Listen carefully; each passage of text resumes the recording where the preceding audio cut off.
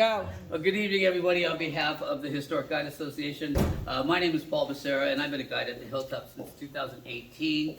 We're very happy to present Ann Svenson as our speaker tonight. She is a contract textile conservator, and I had the pleasure of meeting Ann on the chance I'd come back to the Hilltop, and someone told me she was replacing all of the velvet in the sitting room of A House, and that was originally a 17th century velvet that Hearst had purchased. And she actually talked me into touching it, and I was impressed. It was the texture of a potato chip. So it's been replaced, it's beautiful. But I want to present Ann Svenson as our speaker tonight, speaking on, of course, modern conservation strategies. Yes. Welcome, Ann. Okay. So I first just would like to respectfully acknowledge the Chumash and Sullivan people as the first and continuing conservators of this land. I also want to say that obviously this is a fireside talk with such an intimate group and all friends, and so I am not scripted. I'm going to just be candid about the work that I've been doing up at the castle, but I do want to remind everybody that I am a textile conservator by contract at the castle. I do not represent the castle, and I do not represent the state park system or anybody up there. So, I'll carry on. So, okay, one of my least favorite things about talks ever in the world is that somebody shows a slide with words on it and then proceeds to read the words to all the people who can read the words. But I'm just going to run through this because it's just, so I've been doing this for so long. I've been doing it for 40 years or something a little more than that. And we've always, in conservation, tried to stay ahead of things, and there's been a lot of creative processing. But the basic tenet for a contract conservator is to, first of all, clarify the purpose of any given treatment. And it's important that treatments are purpose-based rather than just at the whim of anybody. They can also be condition-driven. Then the second thing is to research. Any project that I take on, I do the research, materials and fabrication dates, previous treatments, and original use or display. And the castle has the most incredible archives room that I've had the great pleasure of working with Karen Garten up there sleuthing around in, and wonderful. There's a lot of information up there hidden away. The development, then I develop a plan, which includes a proposal and discussion with, the museum team or the directors, or in this case, the directors, and then the authorization for the treatment. And then I carry out the treatment, keeping notes and images as I go through, and all of it ends up in the final report. Changes to make it modern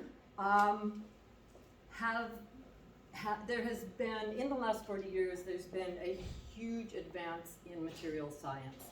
And so all of the materials that we use in museums, whether it's a collections team or conservators, are now science-based and are available for all of us to know about. And I so appreciate scientists for doing all this hard work for us. I'm not a scientist, and it's something we all need to know and use the right materials for any given project. And then the other thing that just completely speaks to me as a person is digital. Records, images, and communication. I'm fully in. My first use of digital photography was in the year 2000 at the Shangri-La Museum in Honolulu, where my husband brought back from Japan a digital camera that took floppy disks, those little teeny, and so I did a whole survey at the Shangri-La Museum with floppy disks. I have 12, I still have them, and it's a lot of fun. I've gone up from there, it's fine. Okay, so some of you met me, or at least we crossed paths and smiled at each other on my way to and from A House last September, where I began work on a project that my predecessor, my dear friend, and brilliant textile conservator before me, Sharon Shore, had already started with Hoyt, and her untimely death. I had already been working with her to procure replacement fabrics for the 17th century silk velvets. So, back to my previous slide, there has to be a reason for doing any given treatment. The reason in this case is that the silk velvet was degrading before our very eyes. You may all have recognized this image of the east wall, where two paintings used to be hung. For a long time they were hung, and so those areas of the silk velvet were protected, whereas the surrounds were, continued to degrade faster. And so when I first went and started doing my research on this room, again looking in the archives and talking with people,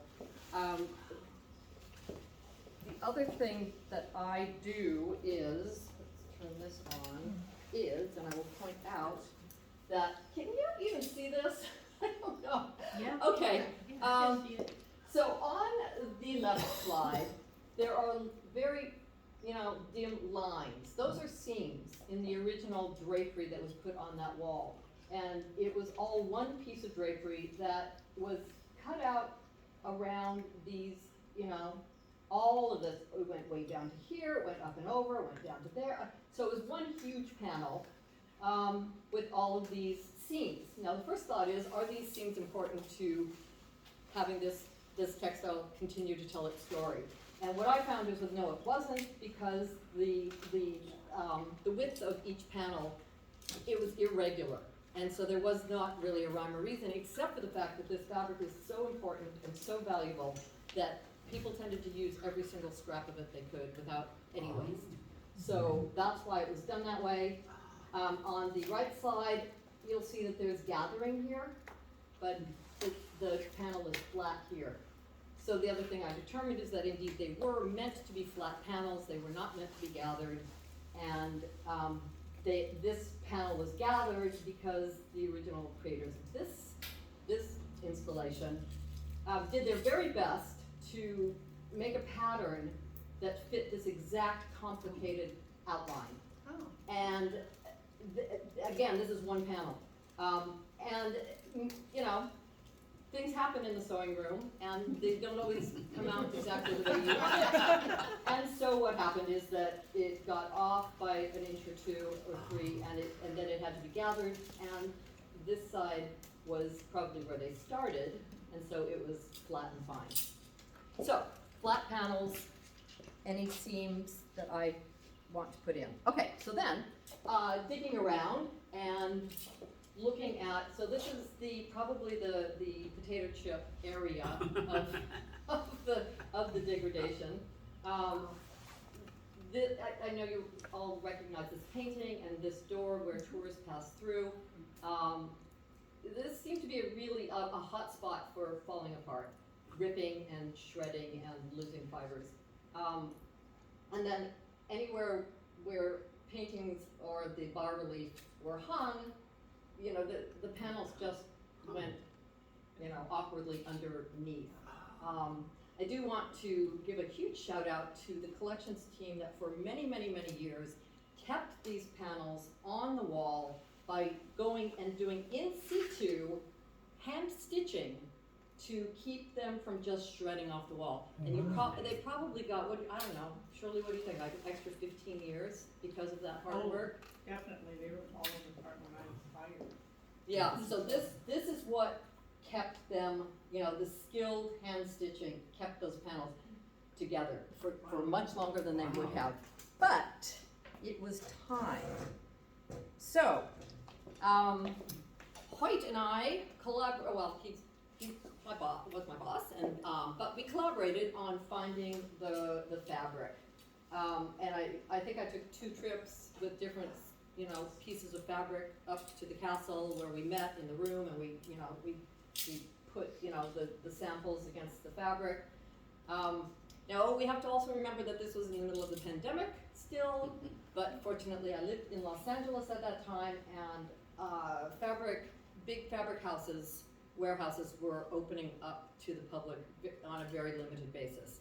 So I was able to go to some of the high-end, the Pindler, the Scalamandre, and a couple of other places to search wildly for polyester velvet.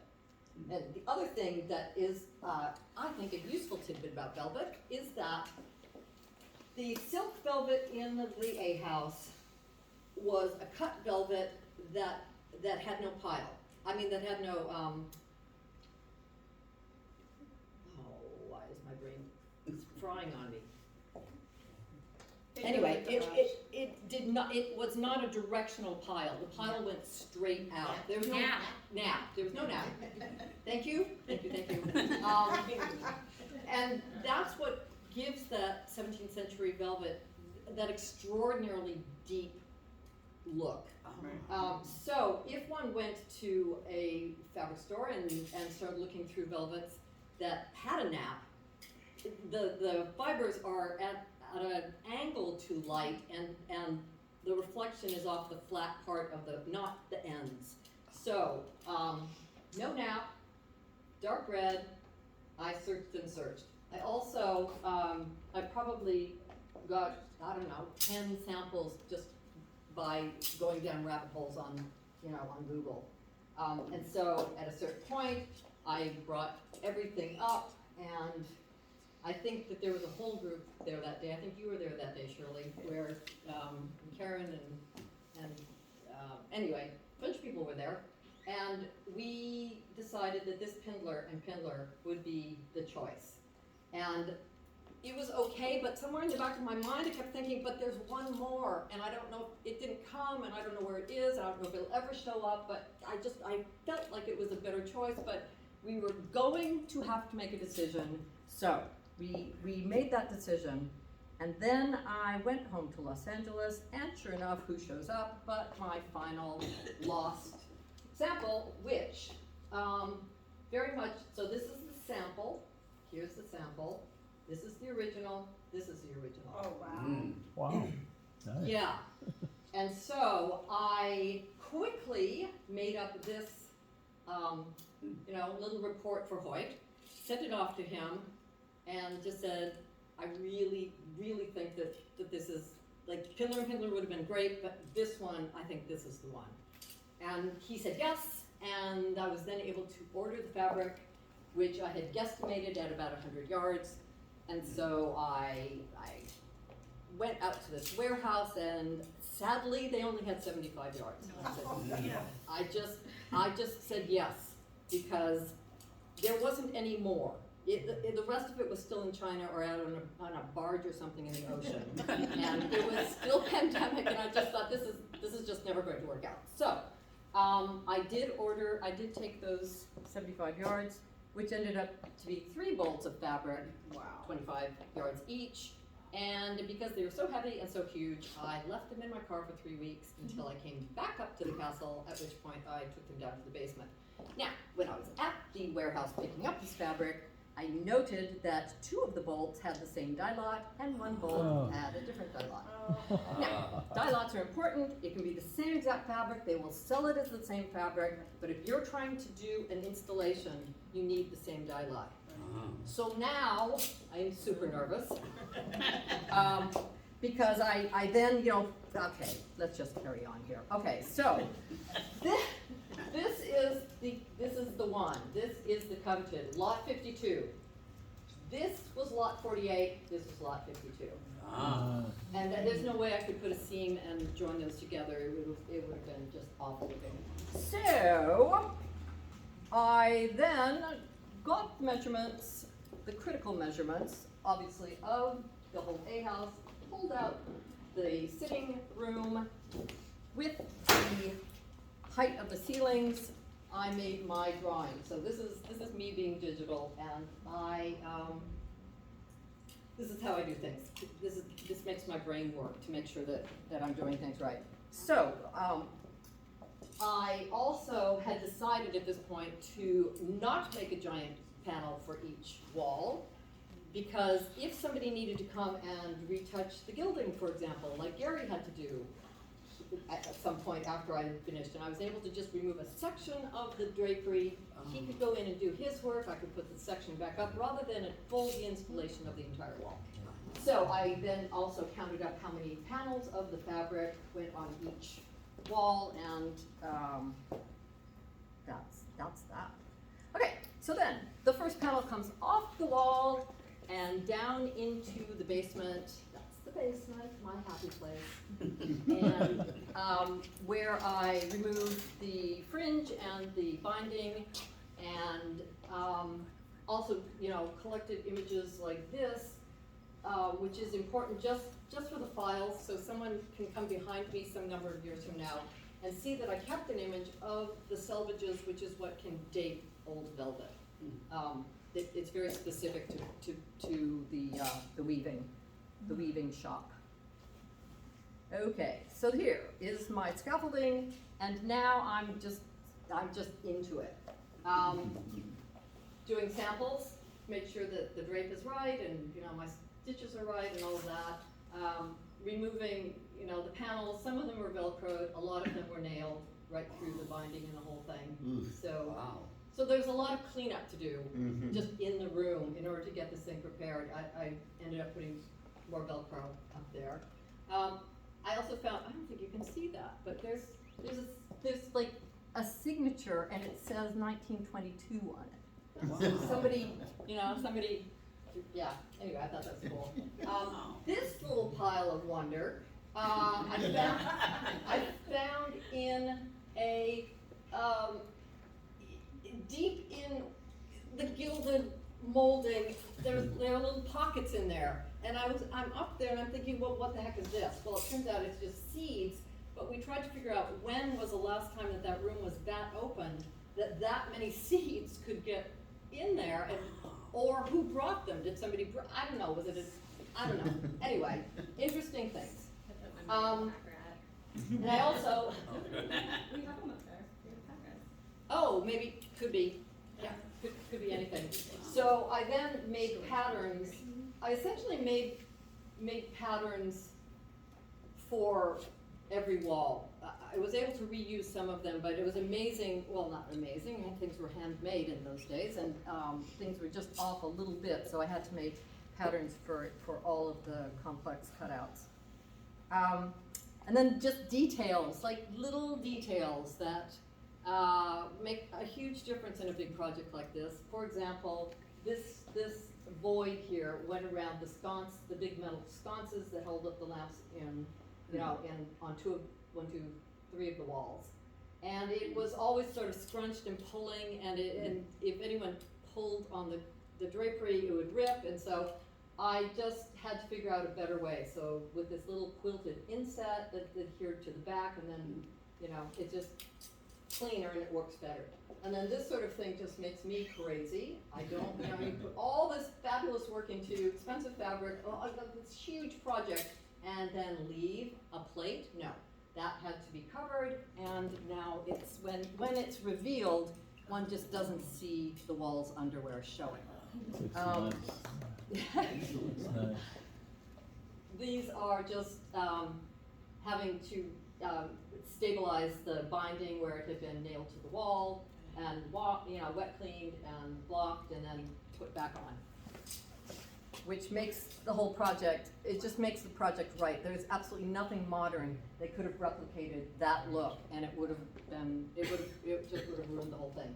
So now we have the before and after of the west wall, before and after of the north wall, and the after doesn't have the artwork in yet, unfortunately. I should really replace that slide.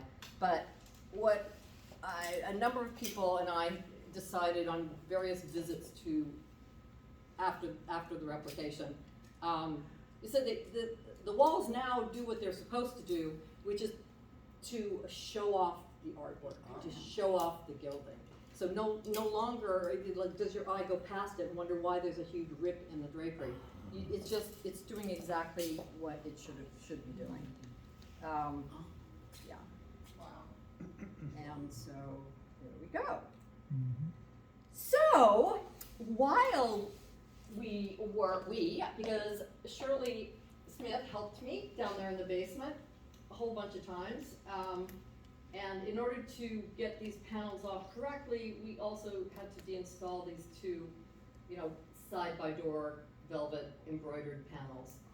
And we decided, because they were dragging on the floor, that there was really no reason for them to drag on the floor, that the Velcro needed to be adjusted so that they would rise up a couple, just enough so they just don't drag on the floor anymore.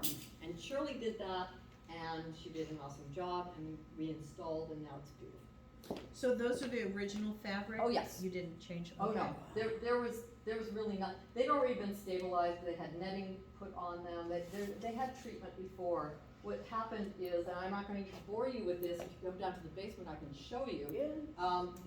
It's, the way Velcro is attached to textiles, if it's only sewn along the top edge, the weight of the textile will pull it out of alignment. If it's sewn through several times, then it stays perfectly, just perfect. So, that's what we did. And thank you, Shirley. Okay, so, there's also tons of 17th century velvet all over the castle. If you start looking around, it's everywhere. If you find one that has a nap, it's probably a replication. If it looks too good and then there's a nap to it, it's a replication. But there's a lot of original. My favorite example of the silk velvet being used at the castle is in the Rayhon gates. In these cross elements, these beams, which have silk velvet squeezed inside, and if you take a close look, you can see this beautiful red peeking through. You guys probably already knew that. No.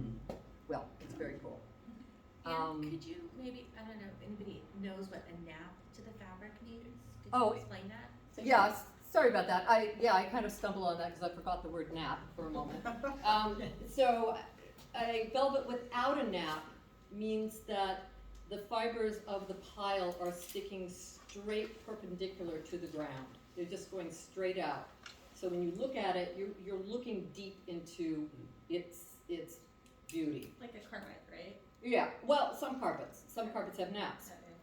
But when a velvet has a nap, they have angled the cut pile, and so it's no longer at at a 90-degree angle. It's less. Like, let's just, it can be anything lower than that. But it makes the sheen completely different. And silk versus polyester? It doesn't matter what the fiber is. Okay. Yeah. So is the nap is like when you brush your hand across it and it changes, like it would go from shiny to not shiny? Yeah, Or you yeah. see it change Yeah, when it's got or- a nap? Or if you have a piece of velvet that has a nap and it looks one way when you hold it up this way and you turn it 180 degrees and it looks darker, that means the pile is pointing up and you're looking more into that deep. Yes. And you found one that did not have a nap in the end? Exactly. No, it has to. I wouldn't have. I really. Yeah. No, it just would have been wrong. Oh, okay. It wouldn't have been a correct replication. You were trying to find one that did not have a nap and you succeeded in finding I one did. that did not have I it. Okay. I lost that somewhere. Okay, speaking of silk, here is a beautiful sapphire silk banner that was off of display in the assembly room for many years, Shirley, like 15 years or something? Yeah. A long, long time. And before opening, Cara really wanted a couple of things put back. She wanted this put back if it was at all possible. She wanted the Shipyo tapestry in the visitor center put back, one of the three. One was missing. And the collections team was so under the gun. They had so much work to do when suddenly we had a date. But in chatting with Dawn Michaels, you probably all know Dawn, one day she said, look, you know what, I drive the lift, I drive the scissor lift, I think we can do it. And I said, count me in, and we set a date, and we did that together. Yeah, we did that. This is not the one that has, no. So this is, so back to research, the archives room where Shirley Lefevre, who had worked on this piece for years down in the basement, stabilized. It had been taken off the wall because it was so unstable. Years spent in the basement, Shirley Lefevre and team stitched, you know, put it back together, gave it a new lining, put Velcro on it, and this was all in a report that I found in the archives, and was then able to go and find, trust, and verify.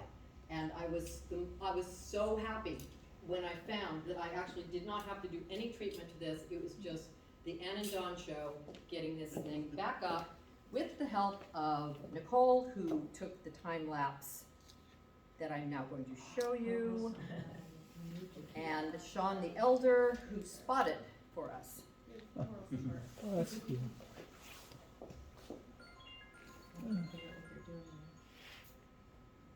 They're trying to get it so they can clear the bus. Yeah, we went back and forth and back and forth and back and forth because we had to park it so critically in that doorway. So that's why it looks so funny. We weren't doing anything for a while. Excuse me, Anne, what was the date of this textile? This is from, I think this is in 18th century. thank you. Probably early. Wow. So, Oh. yeah, I know, right? Wait, no. Okay, so then on to the Scipio. This is the conference. So the triptych down in the visitor center is the approach to Africa, where Scipio and his team are heading to Africa on a boat, and then this is the conference between Hannibal and Scipio, where Hannibal was really advocating for peace, but he was a much older guy by then, and this is my version of the story, okay? My version, okay. But Scipio was a young guy, still rootin' tootin' ready to go, and Hannibal has been kicking his butt for years and years and years, and he said, no, I'm not, no. So then, the final of the triptych is the burning, where heads are being lopped off. And anyway, these tapestries are extraordinary in their rendering of the human body, the elephants, the everybody. It's incredible. So this is the way the visitor center looked with the conference missing from the center. So it was our job to slide these two to either side of the room, of the wall, and insert the conference right in the middle there. Was it there before? Yes. Oh. Yes, it was there before, and it is in the an important document. Somebody can correct me at any moment here. That says that these three tapestries would remain on display. So again, the conference had been removed from display because of condition issues. It was sent to Stan Duralian and team, who did amazing reweaving and stabilizing, and then it came back, and then pandemic happened, and it got just rolled up and put in the vault and sat for years, and now again, opening in, was it April, I think? May. April? May. And Carr really wanted it put back in place because the story isn't well told when you just go from this happy little trip across the ocean to killing everybody. You know, has to be something in between there. So, first thing was to get it out of the basement storage, and that's where Toby came in and saved the day with his, you know, his experience and knowledge, and because it needed to be, the carpet vault is not, there's not a straight shot out into the big room out there. So it had to go diagonally, and then it had to go up and over all my tables that are all over the place. And we needed a team of, I think, 6 people to do this. And then down at the visitor center, and of course you can see this is the way it ended up looking. And there's Nicole and Dawn and Evan. And we had 2 lifts, and they had built, down at the visitor center, they built this huge long platform so that the tapestry could be laid across the full width in accordion pleat. And the idea was that once this is attached to the wall by the Velcro, then both lifts just gently go down and it just unfolds gently without any shocks to anybody's system.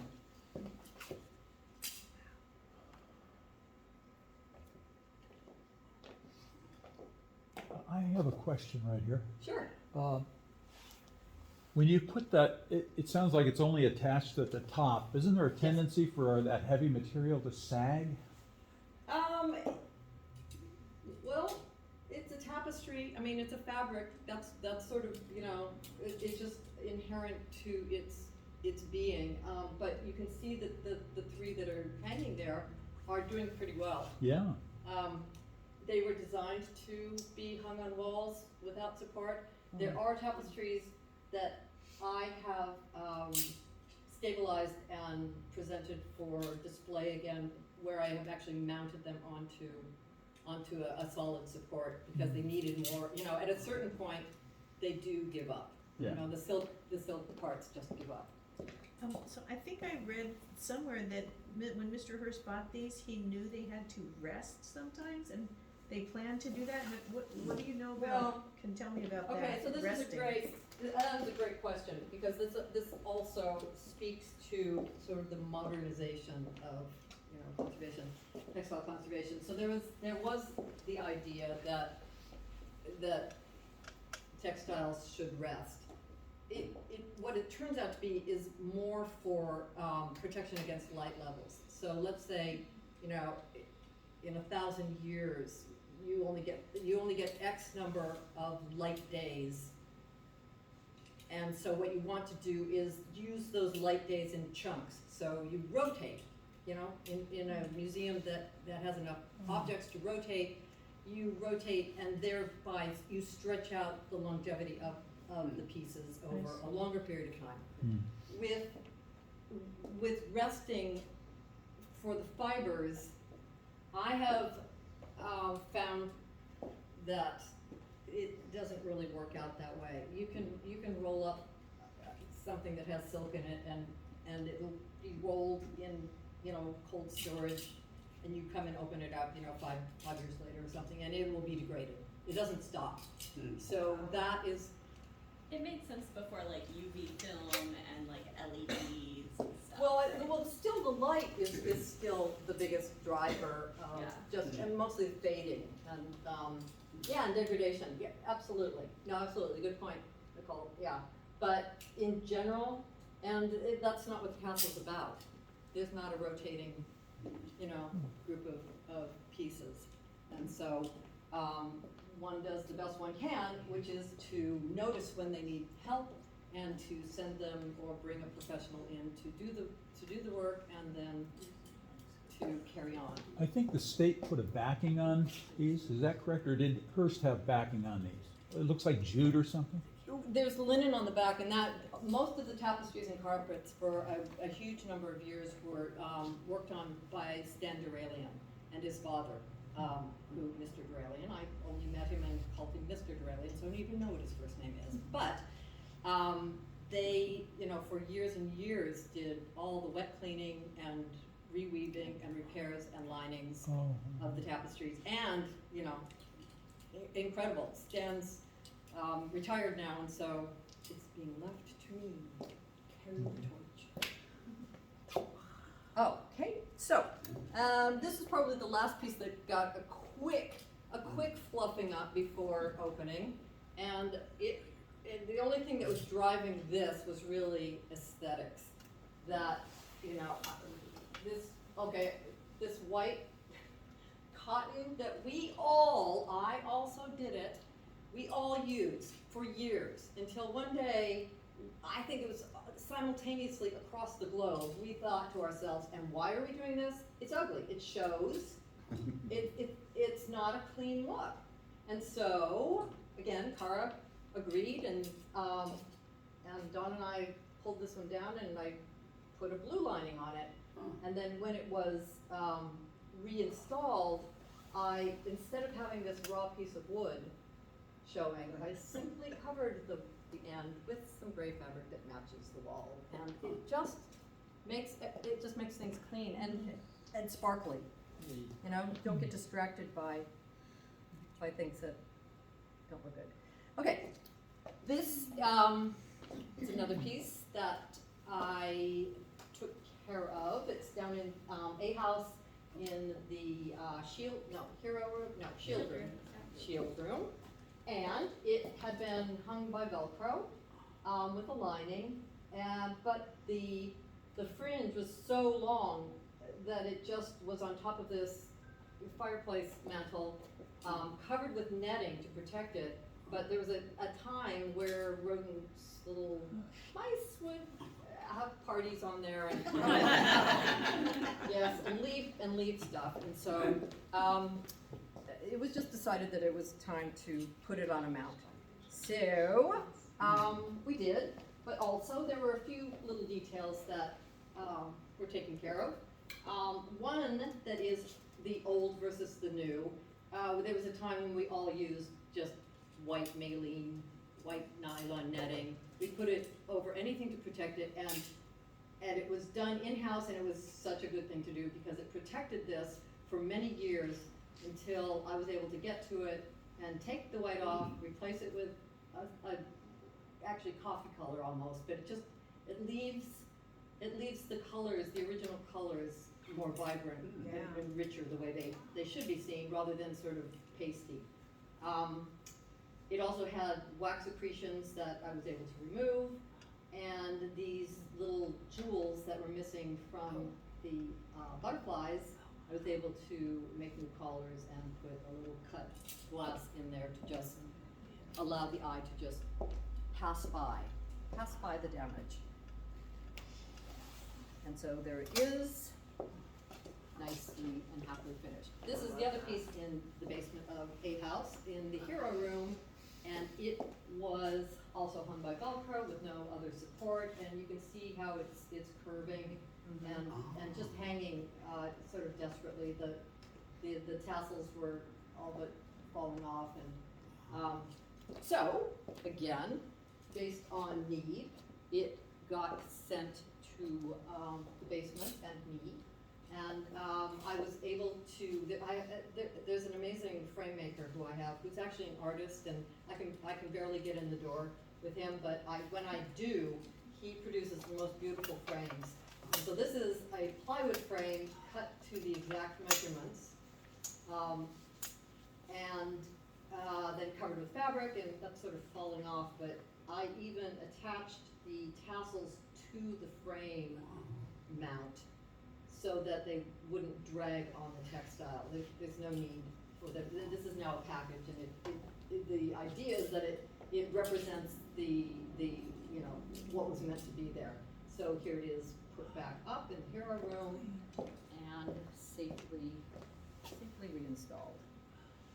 Okay, Phoebe's quilt, the most beautiful log cabin pattern. Are there any quilters here? Yeah? Okay, so log cabin, I mean, often they're, not as finely done as this, and of course, this is done with, beautiful versions of silk fabric, but the really interesting thing to me is this amazing pile fabric that was used as the border and as the little centers here, and each of these are padded, so there's some dimensionality to it, and of course, it's wonderful to have, PAH on the back. So this was on a bed, Nicole? South lower duplex. South Yeah. lower duplex. It was folded. It was folded on the bottom of the bed, and I just with someone one day just said, I'd like to take a look at this, and it wasn't right that it was folded like that. It's fragile. Part of the problem is that in so many of the individual squares, one type of fabric was used that degraded. It just fell apart, and so every place that fabric was used, you can sort of see that it's missing here and it's broken and shattered. Yeah. And so again, going back to the white cotton merino netting, just sew a piece on top and call it good, which I'm glad it was done. It had to wait for somebody else to come along and do something else. And so I put over each one of these logs, I put it. You can't tell that it's a sheer cotton. I mean a sheer silk, but it is a sheer silk, and it's just enough to give the original intent and not have disfiguring, pieces of white maline all over the surface of the fabric. And then also you can sort of see here. And then the other thing is that almost the entire perimeter of the quilt was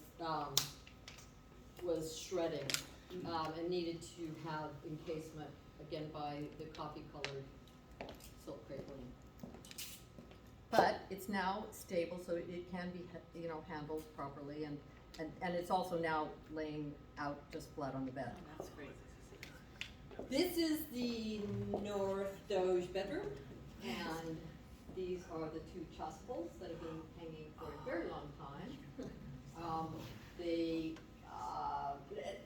This is research again, sleuthing in the archives room, but also talking to people. Nicole, you were super helpful in describing the days when the windows are open and a wind comes in and blows this part, Like a sailor.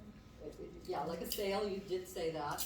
And I took all of that quite to heart in redesigning a mount for these two pieces with a stabilization just in the triangles on each side, on both of them. And also changing up, switching up the mount, modernizing the mount with a satin covered and, something that no longer exposes it above the neck. So problems here, these ties that were very well-meaningly put in along the edges ended up ripping the lining. There was adhesive that had also been used to try and keep them from becoming sails. But you can see that it left a huge residue. So I was able to get most of it off, and most of it is good because you don't want to go further and then end up with no silk underneath. The other thing was to remove the lining, the barrier between the chasuble and the wall, which was sewn into the top edge of the chasubles and not removable, but they were filthy because walls over years and years, there's condensation and there's soil and there's all sorts of things that get transferred to that barrier, which is what it's there for, but one needs to be able to take it off and wet clean it and put it back on. So, there they are. And this is when it gets fun. Walking through the castle with Hoyt, which is always a fabulous experience. He came into this room and said, that there used to be a papal banner on that wall between the chasubles behind the mirror. And that's all I need to hear. I am then on it. So I go and get my friend Karen, and we go up to the archives and we're very respectfully going through the documents, through original ledger books, and we were just at our wits' end. I think we even had Hoyt on speakerphone and kept reading him descriptions. He said, no, it's salmon. It's a papal banner and it's salmon. And so finally there's one last book. Karen's looking at a book. I said, Karen, have you looked at this one? And she said, well, I looked at this other one. I think they're redundant, but go ahead, take a look. So I take a look, and lo and behold, there is a list of everything that was in this room, including a salmon papal banner. And from that, we were able to get a number and find its location, and I was able to get it out of storage, and there it is. It had been taken down because of instability issues, and somebody had begun working on it. A lot of work had been done, which I am completely, if I end up treating this piece, I am so grateful someone came before me, because taking out all the gold binding with a million stitches that were around in the long cords and the tassels, it's so much work, and so this is sort of moved forward a little bit. I'll also point out that, see this little bit here?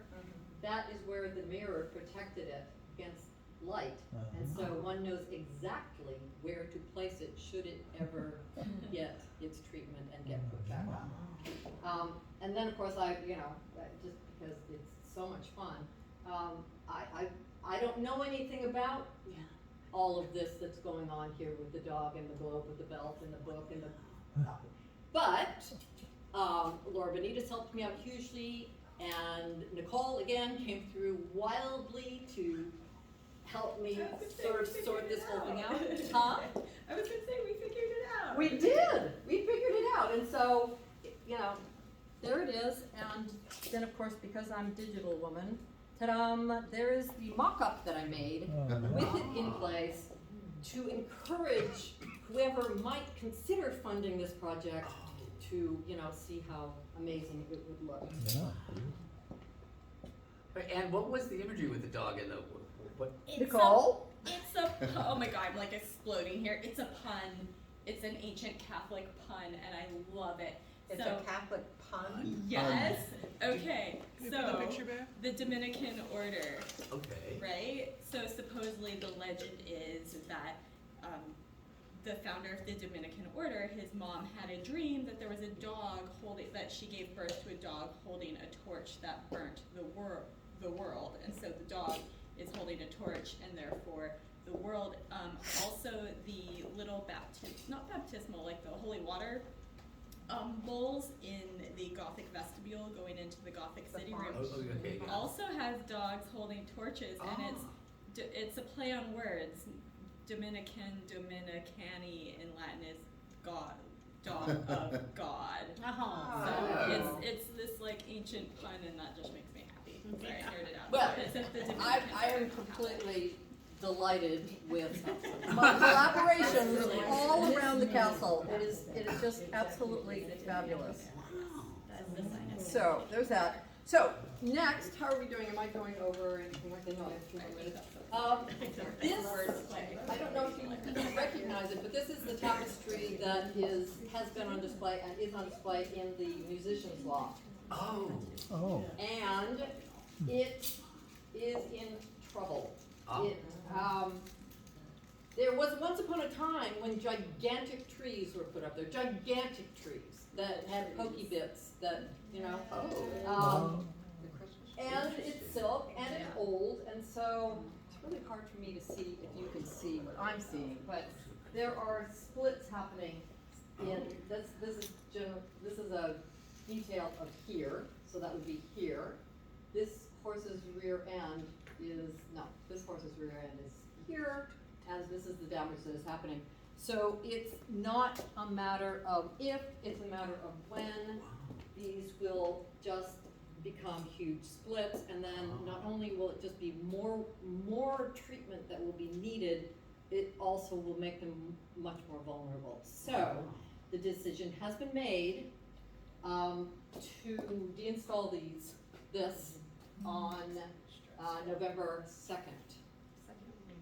And the plan is, and that corresponds with Christmas beginning to go up. Right. And what I will do is take it down to the basement, remove the Velcro and lining, which is an old linen lining, and I will go back to the loft and put that linen lining back up so that behind the Christmas trees is not just a wall with pipes and things happening, but just something neutral that will be okay. The tapestry will then stay on the table, hoping for funding for the treatment, or if it seems like that isn't going to happen, it will be rolled up and put into the carpet vault.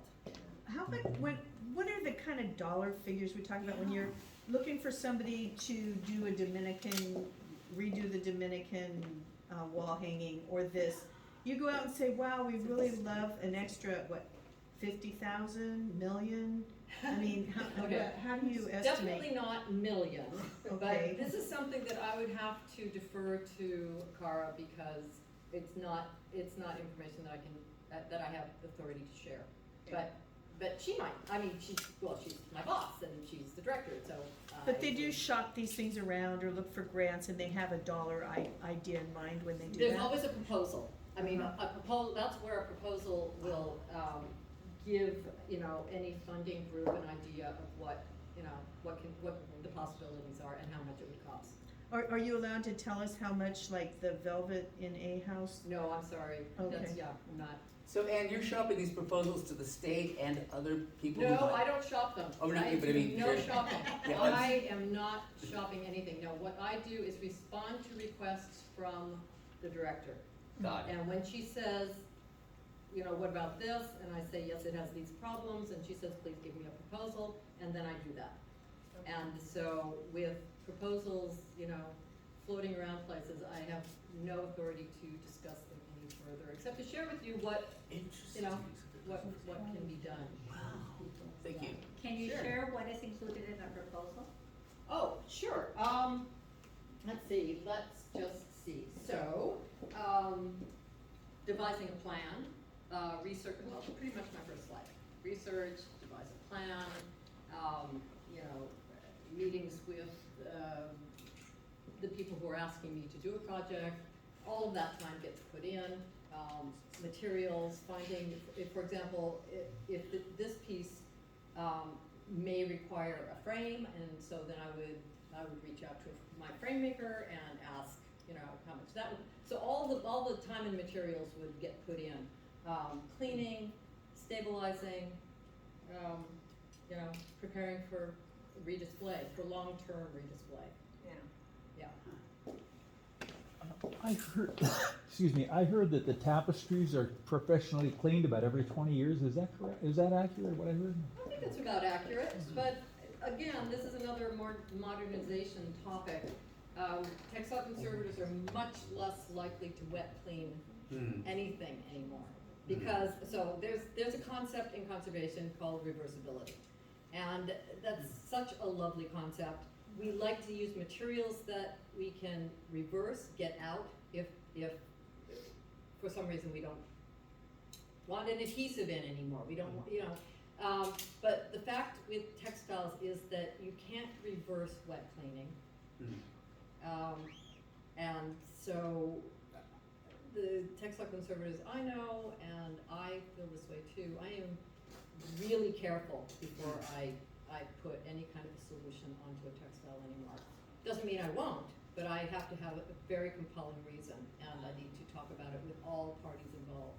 But they do vacuum them with a brush? Oh, yeah, absolutely, superficial cleaning, front and back, yeah. Is that kind of along the same concept as antiques dealers don't want you to over clean an Yes. antique? Yes. And take off the patina of hundreds of years of, Yeah, kind of like that, but a little bit different. This is more condition and based, and that's more aesthetics based, maybe. But it's, you know, it's all, we're all in the same, you know, world here, trying to care for old things that are falling apart. Okay, so then, coming up next will be to go through all of the tapestries on the ground floor in the castle and superficially clean them and adjust whatever needs adjusting. There's nothing monumental about any of these that need treatment, but they do definitely need some, you know, just some working with. I'm hoping to come up with a fabulous plan to reduce some of this, you know, deformation. Yeah. Of course, it's raking light. I mean, I don't want to be in raking light anymore, right? But I have some ideas about the way this replacement galon is you know, in place. You know, we'll see. I might be wrong, but I'll say so. These two refractory tapestries. This one is on the parking lot side. And this one is on the other side. And you'll notice there's a small space here below this molding. And there's a piece of wood showing. And I do not like that. So that one will have an adjustment up a few inches to get it to be at the same level as the one opposite. Oh. Yeah, see? It, Yeah. you know, it's just one of those things, it happens sometimes. I don't know why it happened, but clearly the intent was to put them all the way up and have them mirror each other, so I'm going to do that. This I think is obvious. Anyone want to call out what I might be doing here? Yeah. Yeah, Looks like it's curling. well, yeah, the lining is just, yeah, it's curling and the lining is showing and it's just not, you know, all those sorts of details where the room is so spectacular to have the, you know, the underwear of a tapestry showing. is And that's the really- one that went. That's the one that- That's the one that traveled. That's the one that Yeah. went to. Yes. Belgium. Yes, I believe it did. Good. Black- Getty. Yeah. Yeah, No, it but, went you to know, Lachman. I point no fingers, absolutely no fingers. I did. No, really, the people at the Getty are absolutely, I think they're fabulous. No, But- is it Lachman? But things happen, you know, No, things it's just, Getty. things happen, and decisions are made, and I'm used to make those decisions about using certain types of linings. And I just, we don't anymore, and so it's time to, you know, Change it up. to do something, yeah, to just, yeah. The last time it I'm sorry, what? It was Lachman. Oh, okay, all right, oh, Lachman. Well, in that case, I definitely am not pointing anything. Because I was a conservator at LACMA in the conservation department, and my good friend is still the textile conservator there, so. Okay, this one, any guesses? Yes, you're right. The Velcro that is stapled around the corner, because once a wider tapestry was displayed here, Oh, but I think maybe while this one was being, you know, stabilized by Stan and Sons, and then, but this is the one that belongs here, and this just wasn't, the Velcro just wasn't removed. And it's as simple as that. It's a dark piece of wood that matches everything else that's going on here. It's just simply that the Velcro needs to be removed. Sometimes it's so simple. And I am finished, and I just wanted to give you this last slide. I think Sharon would like it. This is my dear, dear, brilliant friend Sharon Shore, who did, in a house, you walk in and there are two beautiful, huge, mounted textiles. She did those. She did the ones in the, what do we call the room right next to the assembly room? But you The walk- vestibule? The vestibule, thank you. So she did the ecclesiastical banners?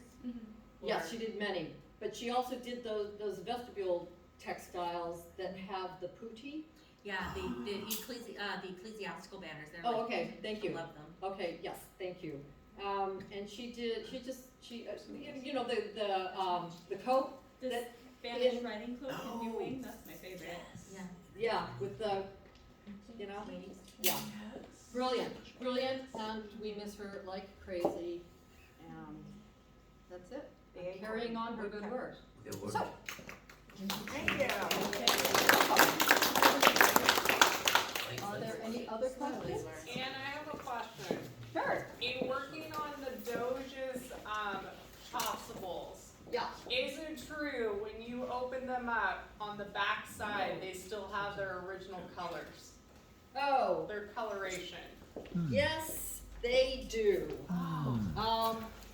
Yes, so they've been displayed in one way for so long, and before the UV filters were put on those windows, there was a lot of just fading that happened.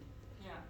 So Hoyt and Carr and I sat down in the basement and powwowed about this. I set them up on a wall and I showed them. And at first, you know, we all just thought, no way, we can't be responsible for ruining that too. But then we started thinking about it, and it is so beautiful. I don't know if I wonder if I have a picture. I probably don't. I was just wondering, I've only seen one image of them, are they bright pink in coloration? Yeah, Okay. Yeah. So they're traditionally bright pink. they're really bright. Okay. And they're so beautiful. Yeah, so when I finished the treatment, I had talked with Cara about turning them around Yeah. and presenting them that way. And when I actually got up there and reinstalled them, I couldn't do it. Because even though the light levels in that room are pretty good, the UV is really good. Light is such a complicated thing. And until I find someone who's a specialist in light, who can come and look and with his or her or their meter, check things out, I don't want to risk, But I also told Cara that if there was a special event and she wanted them turned around, I'd be happy to, they can flip them. Yeah. I've noticed some of the Persian carpets, they're curling up on the ends. Do you do anything with carpets too? Yeah, I do. Yeah. It's just about, the other thing that I do at the council sometimes, and this started way back in September of last year, Hoyt said, when you take a break, just wander around and tell me if you see something that I should know about, that we could do something about, just let, So I wander sometimes, I just wander and I keep track of the pieces I've worked on, I keep track of the pieces Sharon worked on, and I just keep track of the textiles, the furnishings on the beds, the carpets, the tapestries, the everybody. And if I see something that isn't right, then I bring it to the attention of the director and we sort it out. Having said that, there is so much that is critical right now, like the list is pretty full, and so those things are lower down on the list. Does that help? Yeah. Okay. I'm curious if you ever are inspecting it. So in the Oceanside Tower in the north wing, there's behind the bed, there's the Cuenco rug, but it's Yes. not on the wall. Yes. And unless somebody else knows the answer, I've been trying to figure out the escutcheon, and I find it dawns on me that it seems reversed. Oh. And Oh, I'll have to which look. would make sense, but if you ever have that out, or Yeah. you're doing something, what's on the back of it? Because it's I think it's lined, if I Yeah. recall. But also that it's really one of the oldest rugs hanging or not hanging. Yeah, but And is there any has that one been inspected for wear? 'Cause I look at that one all the time. The other Cuenca that I look at is in the one that's shredded. In the north duplexes. Yes, that Yeah. one scares me. North upper. The north upper, I was gonna ask Yeah. about that one. That Yeah. Because that piece, Off gas is pretty we'll probably have to talk. Well, it's, the fibers, because it's a bast fiber, Nicole, it's a bast fiber in there, which is one reason why those cannot be wet cleaned. Never, no way, you will end up with spaghetti. It will just let loose. But, so those are knotted, and they are, I think they're a symmetrical knot, if I'm remembering correctly, but they also have a nap. And so, the front is the front. They're not Right, no, reversible. but just how You mean- some tapestries end up being the reverse of the cartoon is just. Oh, I see what you're saying, the eagle's reverse of the facing cartoon. the wrong Right. way, and there's things You know on what? it that I just I'm like. gonna hand that one right over to you, Nicole, and you look at it next time. But I think it has. That sounds fabric like your on kind of that. thing. It's my kind of thing. But the other thing that I hope is, whenever I make my next trip, but, I don't know if you're aware, so basically the history of the Cuenca rugs is that the King of Spain at some point, I don't know what my notes would be, but he decided, I'm gonna move the crystal factory and the tapestry factory and the ceramics factory, everything's gonna go to Madrid, and I'm gonna bring everybody from Belgium, and we're gonna do all this, and he shut down rug production in Cuenca and brought it to Madrid, and took over a convent, it became the Royal Tapestry Okay, manufacturing center with all his Belgian specialists that came down, because they also were in control of the Netherlands. It has been converted basically to a restoration center now. They have Oh, all the that's equipment and fantastic. everything. I'm And so they happy to open hear it up that. for tours, but getting in, especially I was there just post-COVID opening, and you had to, Yeah. go through all kinds of hoops, I Right. didn't have time. But it's very cool that they do tours. it's fantastic. I walked around the Oh outside, my God, so I I would know love where it to. is, but, they take things now from all over the world to That's- come back and be worked on, but if It's amazing. if you were to go to some place like that, what would you be looking for? Oh. What would you want? I mean, like what? Oh, I would Bring love you back that. books, So I I don't know, spent, whatever. so I spent, it's ongoing, but I spent 20 years, let's just say, at the Doris Duke Museum, the Center for the Study of Islamic Art in Hawaii, Honolulu. And she has some overlap with the Hearst collection, some, the Islamic parts. But one thing that there's an overlap is she had, it's there, okay, the museum has an enormous Cuenca carpet Wow. that I spent a lot of time crawling around on because it was, I don't know, I'm thinking 20 feet by 30 feet Wow. of a full Cuenca carpet, and just crawling around and doing, you know, in situ And stabilization. survivors are very rare, from what I. And this thing is so huge. Is it on the floor? And then she had, yeah, it's on the floor. And she also had a narrower one that was in her front entryway for a while and had a horrible infestation of moths. And I found it, and it literally, this is so gross, that I just thought, my God, look at this carpet, it's amazing. And then I started looking closer, and a whole section of many feet just touped off Oh, wow. of the base. The moths just, Oh, yeah. Anyway, so what would I do? I would just be absorbing. I would just be absorbing. I would ask about time periods, I would ask about dyes, I would ask about, you know, the warps, you know, all that bast fiber. I would, you know, it just, that would be spectacular. Ooh, And maybe they I'll have- they have travel. It's really close to the Atocha station, but I mean, and the thing is it was closed for a long time, it went into, it's one of those things that ended up in private ownership, and then they kind of opened it back up, and they basically, it's like manufacturing that kind of thing these days is prohibitive, but they've Right, phased into restoration, sure. and, you know, there's plenty of tapestries just within a stone's throw that they need to work on, but I was looking and looking, going, oh, you have to make an appointment, you gotta get cleared, you gotta this and that, but I'm Yeah. hoping, Oh, I would. and I'm sure there's books and all that, and they do have some on display, but it's just kind of a sad yet fascinating story that, and I'm trying to remember right now which king, but it was like, oh, I'm gonna just move everything to Madrid, Right. and he centralized his manufacturing, so he. You know, I was wondering about that, so. But so he shut down all, so Yeah. the Talavera So de la took it out of the the hills. ceramics and yeah, and he Yeah. got it all centralized. The farthest away is probably about an hour's drive was where he had his glassworks, but it was just kind of Amazing. control. But Yes. it's still there. I know there's probably no talk to put them back, but have you ever seen the rugs that used to be in the celestial bedrooms? Oh, Yeah, that used to be underneath the furniture. The oh. ones that like the full moon Yeah. bamboo. Oh. Yeah. It's, You will fill me in later. You are, so Yeah, I'll she's see. absorbing all this, Okay. and she will send me in the right direction.